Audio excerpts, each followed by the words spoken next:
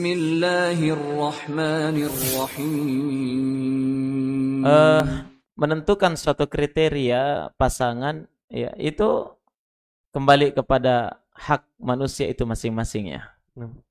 Kalau dia misalnya mematok satu kriteria, nanti yang menjadi calon suami saya harus tidak pernah punya mantan, karena saya juga tidak pernah punya mantan, tidak masalah.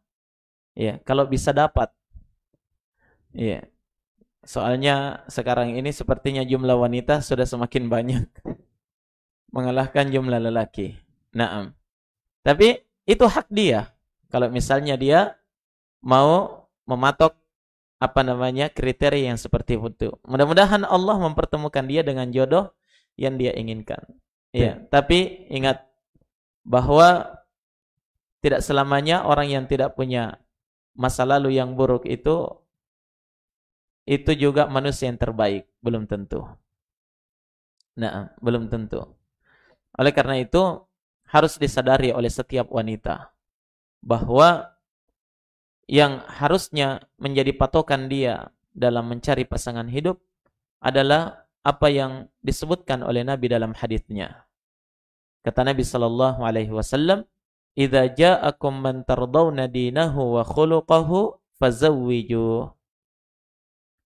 Illam taf'alu takun fasadun fil ardi takun fitnatun fil ardi wa fasadun kabir." Kata Nabi, jika telah datang kepada kalian melamar seorang lelaki yang engkau telah ridai dinahu, agamanya, wa khuluqahu, dan akhlaknya. Ini kriteria yang disebutkan oleh Nabi. Kriteria pasangan terbaik.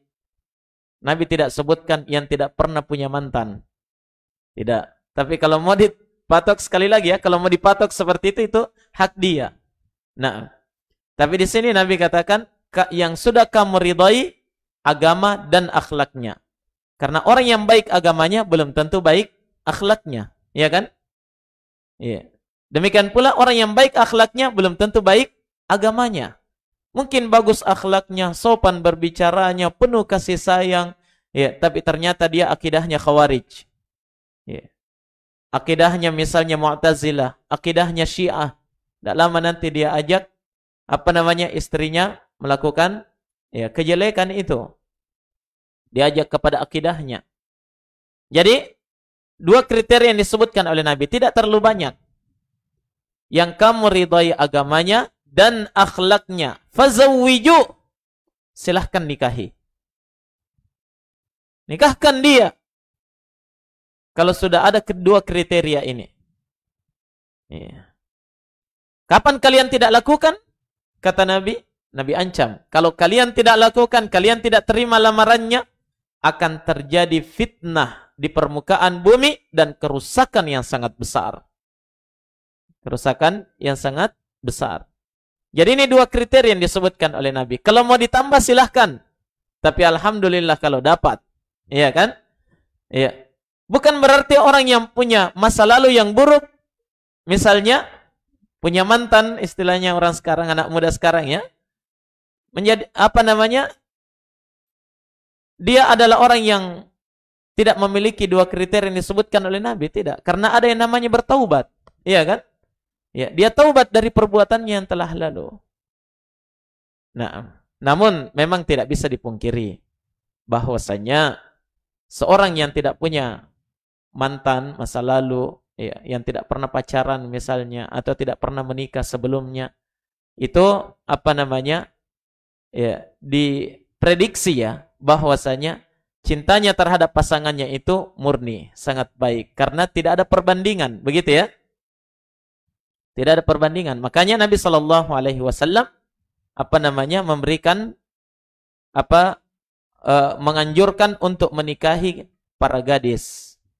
Iya, menikahi gadis. Ketika Jabir bin Abdullah radhiyallahu taalaan, iya, diketahui oleh Nabi, kenapa ada bekas seperti kamu habis menikah? Ada apa ini? Kata beliau, iya wahai Nabi, saya sudah menikahi seorang janda.